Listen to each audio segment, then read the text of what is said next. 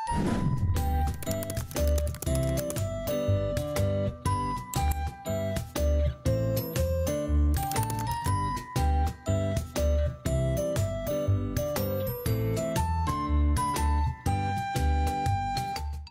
warahmatullahi wabarakatuh. Kami dari kelompok 4 kelas 2F dengan saya sendiri, Keisha Lolita Irianto, NIM 2303103144. Saya Dela Indi dengan NIM 2303102114. Saya Kamita Ibrahima dengan NIM 2303102267. Saya Dewi Octavia dengan NIM 2303102139. Di sini kelompok kami akan mendiskusikan pemecahan kasus tentang utang jangka pendek di PT Sarden Jaya. PT Sarden Jaya adalah sebuah perusahaan retail kecil di Kota Bandung.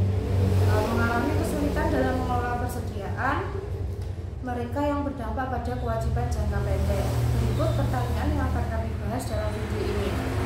Yang pertama adalah bagaimana perusahaan sandang dapat menganalisis dan mengelola persediaan mereka dengan lebih efektif. Jawaban dari saya yaitu yang pertama, mereka dapat mengatur perencanaan persediaan. Yang kedua, memantau supplier dan harga produk. Yang ketiga, mengatur stok dan pengambilan keputusan. Yang keempat, memantau kualitas barang. Yang kelima, menggunakan sistem pengendalian persediaan. Yang keenam, memperhatikan faktor yang mempengaruhi persediaan. Yang ketujuh, menggunakan sistem manajemen persediaan yang baik. Dengan cara ini, perusahaan sandang dapat mengelola persediaan mereka dengan lebih efektif, menjamin kualitas barang yang dijual kepada pelanggan, dan mengurangi biaya pembelian dan pengelolaan persediaan. Selanjutnya, soal nomor 2, apa strategi yang dapat digunakan perusahaan sandang untuk mengurangi persediaan yang tidak terjual? Jawaban dari saya, perusahaan sandang yang pertama dapat mengurangi persediaan barang yang tidak diperlukan.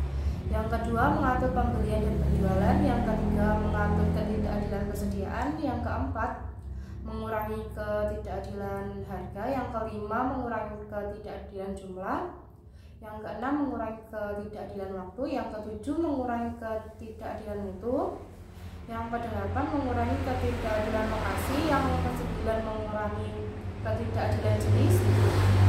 Yang kesepuluh, mengurangi ketidakadilan waktu penyimpanan.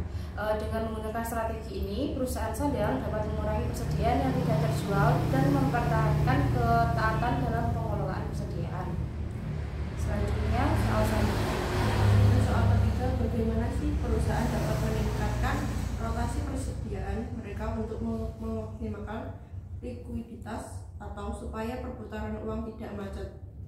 Nah, perusahaan dapat meningkatkan rotasi dengan mengoptimalkan likuiditas dengan berbagai praktik diantaranya.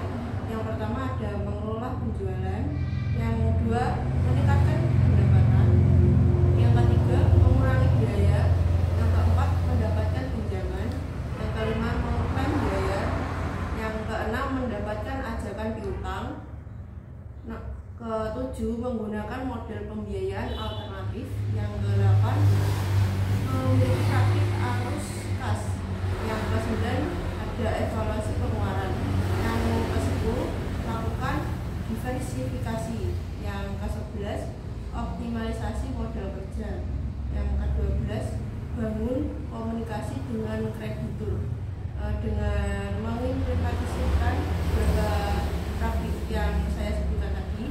Perusahaan dapat menggunakan likuiditas dan mengurangi resiko kemacetan aliran kas tersebut. Soal selanjutnya.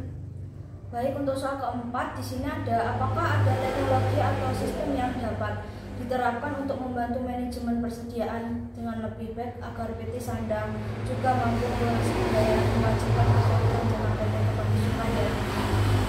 Untuk jawabannya adalah tentu ada beberapa teknologi dan sistem yang bisa membantu manajemen persediaan yang lebih efektif seperti perangkat lunak manajemen rantai pasok atau supply chain.